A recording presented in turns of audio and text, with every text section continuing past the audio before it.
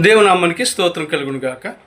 ఈరోజు యూట్యూబ్లోను స్టేటస్లోను వీక్షిస్తున్నటువంటి వీక్షకులందరికీ కూడా నా హృదయపూర్వక వందనాలు తెలియజేస్తున్నాను. ఈరోజు ఒక బైబిల్లోని ఒక ధైర్యం కలిగించే మాటను మీకు చెప్పాలని మీ ముందుకు వచ్చాను.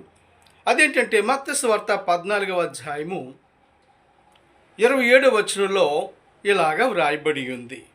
యేసు ధైర్యము తెచ్చుకునుడి, నేనే, భయపడకుడి అంటున్నాడు. ప్రియులరా, ఎంత చక్కని అద్భుతమైనటువంటి మాట ఇది! ఎంత ధైర్యాన్ని ఇచ్చేటటువంటి మాట! ఇక్కడ యేసుక్రీస్తు ప్రభు ఏ సందర్భంలో చెప్పారు అని అంటే, ఆయన ఏకాంతంగా కొండ మీదకి వెళ్ళి ప్రార్థన చేసుకుంటూ శిష్యులను ఆ త్వరపెట్టి ఒక దోణి మీద పంపించేశారు. అలా పంపించిన తర్వాత వారు ఇంకా ప్రయాణం అద్దరు దూరంగా ఉండగానే ఒక పెద్ద తుఫాను వచ్చింది. అలాంటి సమయంలో వారు తల్లడిల్లిపోతున్న సమయంలో యేసుక్రీస్తు ప్రభు ఆ యొక్క నీటి మీద నడిచి వస్తూ వారితో చెప్తున్నారు. ఇంకా ఏంటంటే, నేనే, భయపడకుడి అని చెప్తున్నారు. అవును ప్రియులరా, మన జీవితంలో అనేకమైన తుఫాన్లు మనం చూస్తున్నాం కదా. ఒకవేళ ఈ రోజున నీ సమస్యలు, నీ బాధలు, బలహీనతలు, ప్రతి విధమైనటువంటి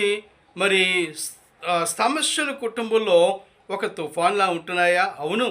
మన జీవితంలో మన ప్రయాణము ఒక సముద్రము మీద ప్రయాణం చేసేటటువంటిది. ఈ అద్దరి నుంచి ఆ అద్దరికి ప్రయాణం చేసేటటువంటి ప్రయాణమై ఉంది మానవుని యొక్క జీవితం. అయితే ఇందులో మరొక ప్రయాణం కూడా ఉందండి.